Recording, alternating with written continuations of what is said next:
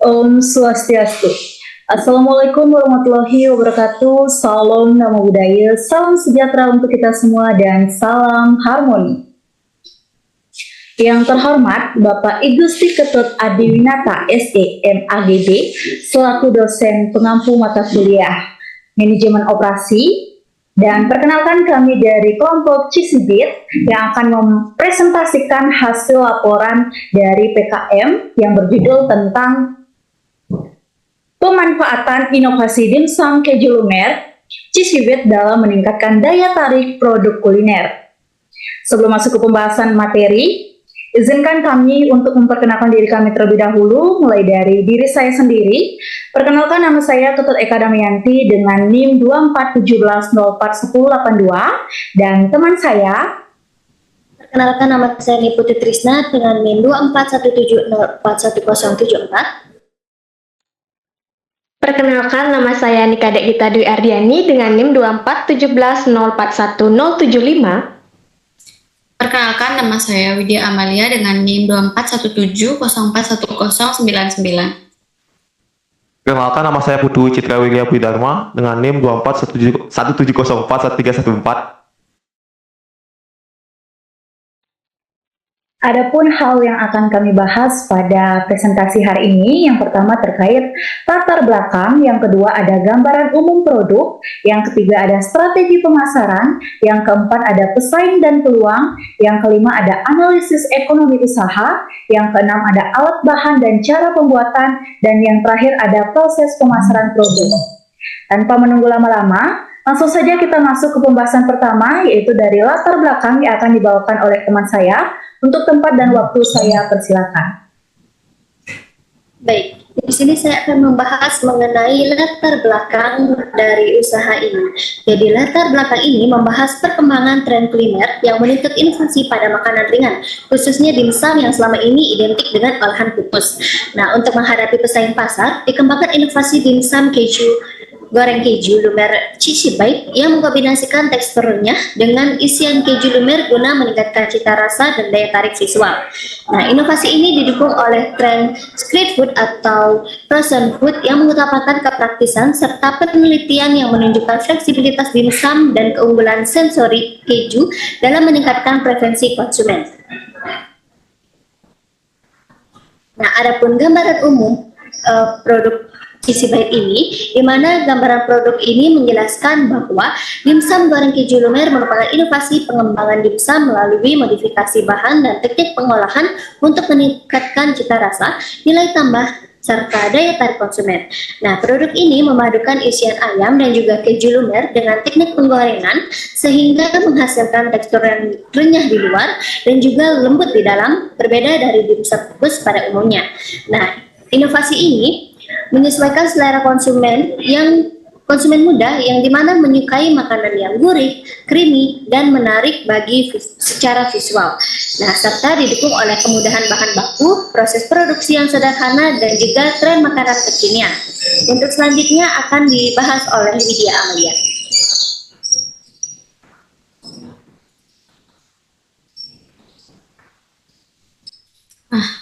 Baik, adapun strategi pemasaran yang dilakukan oleh produk dimsum keju lumer ini ada 3. Yang pertama ada STP, yang kedua strategi bauran pemasaran atau 4P, dan yang terakhir ada strategi pengembangan dan keberlanjutan bisnis. Nah, yang pertama ada segmentasi, targeting, dan positioning. Nah, strategi pemasaran Cisibit diawali dengan penetapan segmentasi pasar yang difokuskan pada remaja dan dewasa muda, khususnya mahasiswa dan pelajar yang cenderung mencari cemilan praktis, kekinian, dan memiliki cita rasa yang gurih. Target utamanya adalah konsumen di lingkungan kampus, pusat kuliner, serta area dengan aktivitas anak muda tinggi. Produk ini kemudian diposisikan sebagai cemilan modern yang berbeda dari dimsum konvensional karena menghadirkan perpaduan kulit yang renyah dan isian keju lumer yang memberikan sensasi makan unik dan memuaskan. Positioning ini menekankan bahwa Cisibit bukan sekedar dimsum, tetapi inovasi kuliner yang menawarkan pengalaman baru yang sesuai dengan tren masakan masa kini. Next.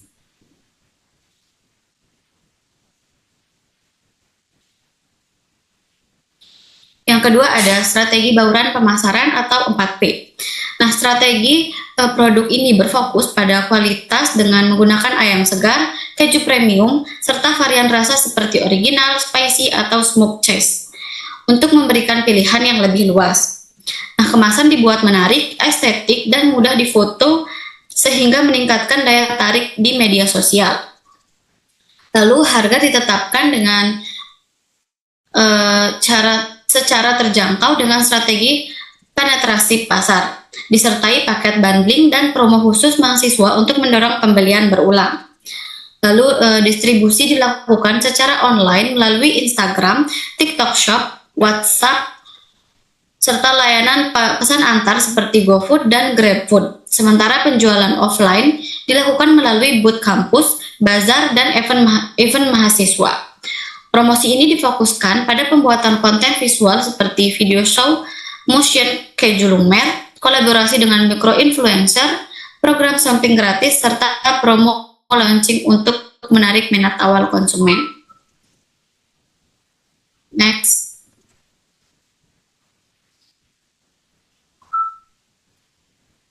Nah, yang ketiga ada strategi pengembangan dan keberlanjutan bisnis.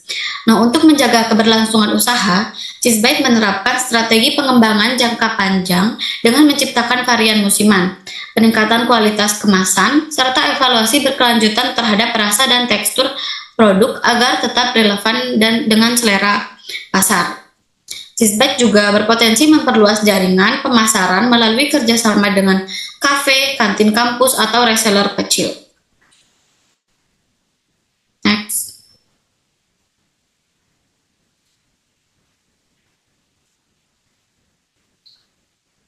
Nah, selanjutnya ada analisis SWOT dari produk dimsum keju lumer. Yang pertama yaitu ada strength atau kekuatan.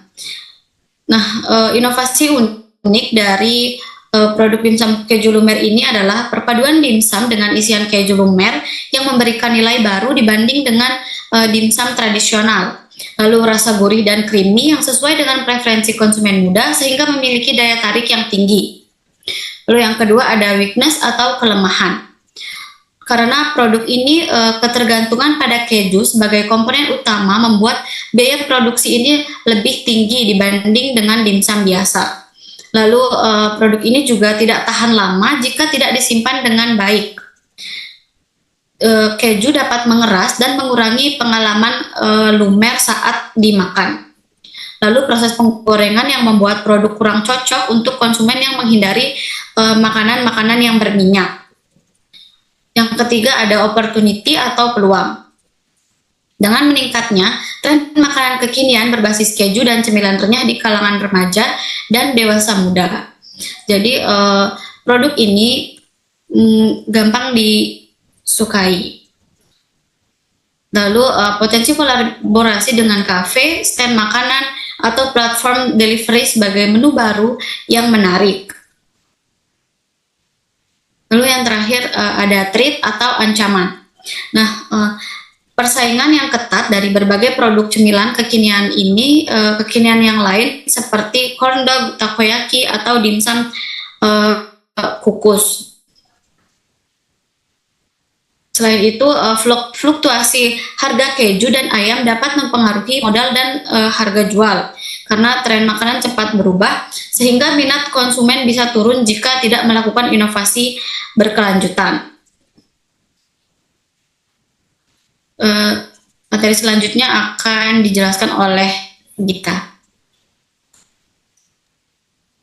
Baik, selanjutnya saya akan menjelaskan pesaing dan peluang pasar. Yang pertama ada pesaing. Pesaing utama produk ini dapat diklasifikasikan menjadi dua kelompok besar, yaitu pesaing dari kategori frozen food berbahan dasar ayam, serta pesaing dari kategori produk frozen food kreatif yang viral di media sosial. Yang pertama, persaingan muncul dari produk frozen food yang banyak beredar di pasar retail modern. Produk-produk ini biasanya memiliki keunggulan pada aspek kepraktisan, daya tahan yang lebih lama, serta distribusi yang lebih luas. Menurut Aini dan dalam jurnal Azriel, produk frozen food mampu mendominasi pasar karena diproduksi dalam skala besar, sehingga memiliki konsistensi kualitas dan harga yang relatif stabil.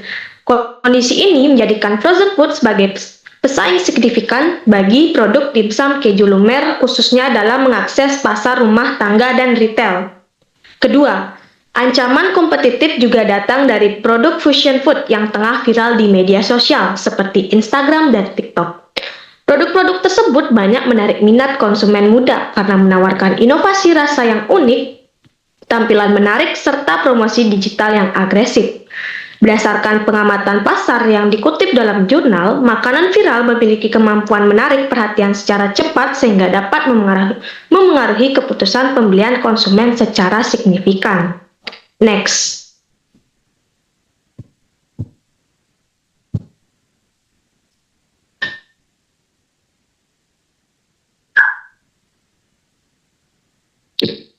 Selanjutnya ada peluang. Perkembangan industri kuliner di Indonesia menunjukkan peningkatan yang sangat signifikan, terutama pada segmen kuliner kreatif yang mengutamakan inovasi rasa, tampilan visual, serta pengalaman konsumsi yang unik. Berdasarkan temuan dalam jurnal, produk kuliner modern dengan karakteristik tersebut memiliki peluang pasar yang besar karena tingginya minat konsumen, khususnya generasi muda yang cenderung mencari makanan dengan konsep estetik, unik, dan mudah dibagikan di media sosial. Kondisi ini menjadi landasan kuat bahwa dimsum keju lumer cheesy bite memiliki potensi pasar yang luas dan menjanjikan. Dimsum keju lumer cheesy bite sebagai camilan berbasis fusion food menggabungkan makanan tradisional dimsum dengan inovasi modern berupa keju leleh memiliki nilai jual yang sejalan dengan tren kuliner kreatif saat ini. Produk dengan perpaduan rasa gurih, tampilan menarik, dan konsep modern mendapat sambutan positif di pasar karena mampu memberikan pengalaman kuliner baru bagi konsumen. Dengan karakteristik tersebut, dimsum keju lumer sangat relevan dengan kebutuhan pasar yang menginginkan camilan sehat, praktis, dan menarik daya tarik visual tinggi. Selain itu, peluang pasar semakin diperkuat oleh peran media sosial sebagai platform pemasaran yang efektif. Instagram dan TikTok menjadi media yang paling berpengaruh dalam keputusan pembelian konsumen. Konten visual seperti aksi keju lumer memiliki daya tarik tinggi dan berpotensi viral, sehingga membantu memperluas jangkauan pasar sehingga pasar tanpa biaya promosi besar. Hal ini menunjukkan bahwa dimsum keju lumer cheesy bite memiliki peluang besar untuk dikenal luas melalui strategi pemasaran digital berbasis konten kreatif dan kolaborasi dengan influencer. Baik, untuk materi selanjutnya akan dijelaskan oleh Eka. Untuk waktu dipersilahkan. Baik, terima kasih atas waktu dan kesempatan yang telah diberikan kepada saya. Di sini saya akan menjelaskan terkait alat dan bahan yang digunakan dalam proses pembuatan produk ini. Yang pertama adalah alat yang dibutuhkan, ada mangkok besar untuk adonannya. Yang kedua ada sendok atau spatula kayu. Yang ketiga ada pisau dan talenan. Yang keempat ada parutan untuk wortel dan keju.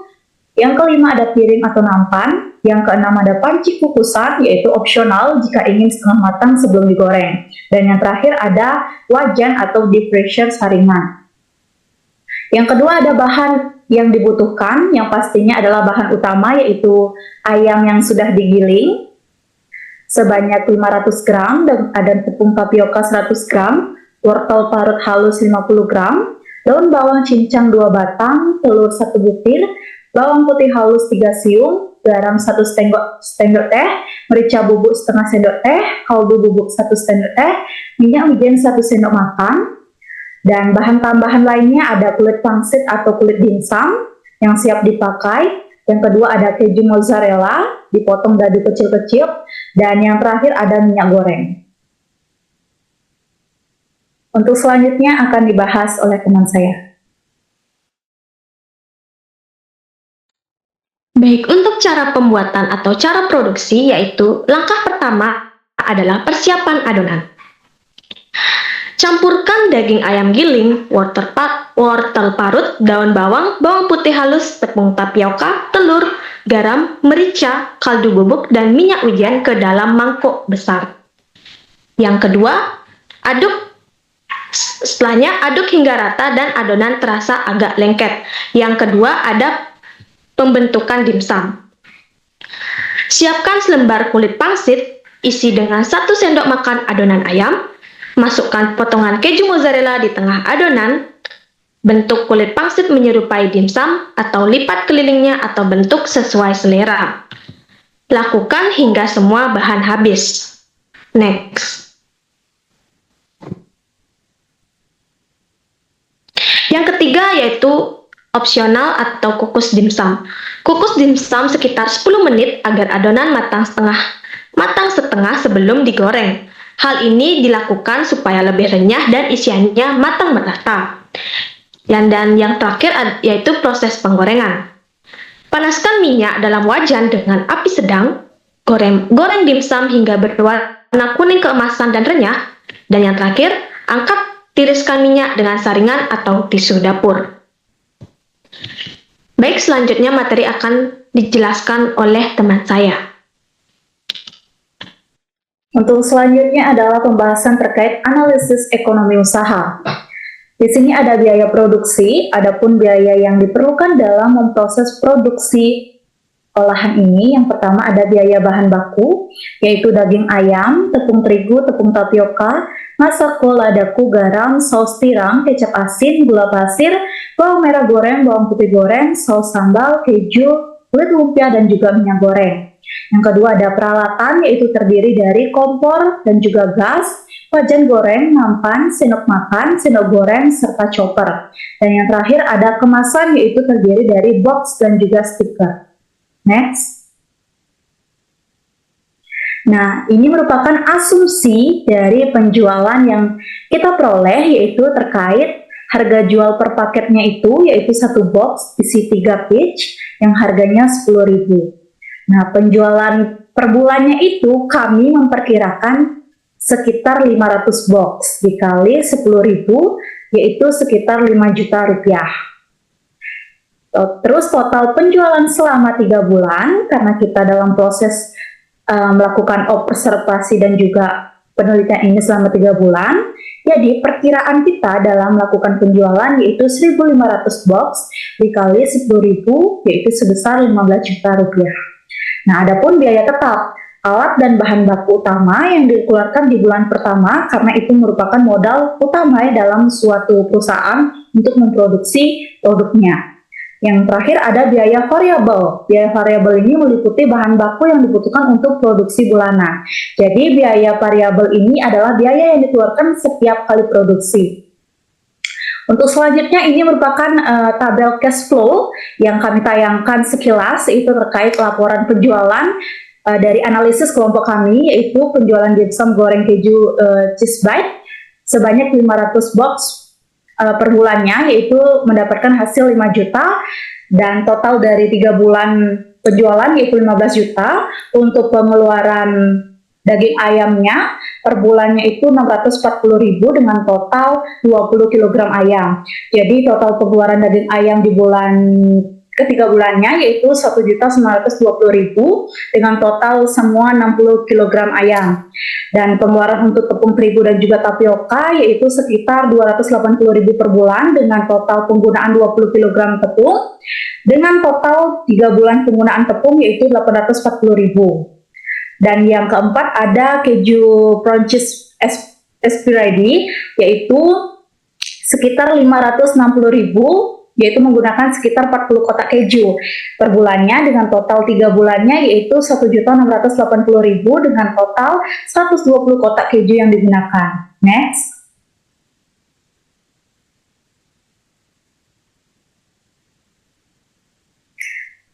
Yang kelima yaitu kulit lumpia dengan total penggunaan per bulannya yaitu Rp400.000 dengan total 40 bungkus kulit lumpia yang digunakan, dan total 3 bulan yang digunakan yaitu Rp1.200.000 dengan jumlah keseluruhan 120 bungkus kulit lumpia yang diperlukan. Bumbu pelengkap ataupun perbumbuan yaitu sekitar 400.000 per bulannya, dan total dari keseluruhan selama 3 bulan yaitu 1.200.000. Dan yang ketujuh, saus sambal, yaitu sekitar 160.000 per bulannya dengan menggunakan sebanyak 20 bungkus. Jadi total penggunaan selama 3 bulan yaitu 60 bungkus adalah 480.000. Dan yang terakhir yaitu kemasan kotak coklat dengan total pengeluaran 580.000 per bulannya, yaitu total 500 peach. Dan juga total keseluruhan selama 3 bulan yaitu 1.740.000 dengan total penggunaan keseluruhan. Jadi total biaya awal yang kami perlukan modalnya yaitu Rp3.020.000, sedangkan laba dari perkiraan hasil penjualan dan juga total biaya yang kita perlukan yaitu sebesar Rp1.980.000. Dan selama 3 bulannya yaitu Rp5.940.000. Baik, sekian dari analisis perekonomian dalam usaha kami. Untuk selanjutnya akan dibahas oleh teman saya. Oke, baik. Di sini saya akan membahas yaitu terkait dengan proses pemasaran produk. Proses pemasaran produk dimsum goreng keju lumer cheese bite dirancang yaitu melalui penerapan strategi pemasaran terpadu yang berfokus pada inovasi produk, penetapan harga yang kompetitif, optimalisasi distribusi, serta promosi yang efektif. Menurut kasus Dimsum 2024, dari sisi produk, cheese bite dibuat dengan menonjolkan inovasi rasa berupa isian keju lumer dan tekstur dimsum yang lebih lembut, sesuai dengan pentingnya inovasi dan kualitas dalam meningkatkan daya saing UMKM kuliner yang menyoroti kebutuhan inovasi berkelanjutan untuk menghadapi persaingan yang kian ketat. Produk juga diperkuat dengan atribut tambahan seperti kemasan yang menarik, higienis, serta mencantumkan label informasi produk guna meningkatkan kepercayaan konsumen sebagaimana dianjurkan dengan produk dan kualitas produk. Next.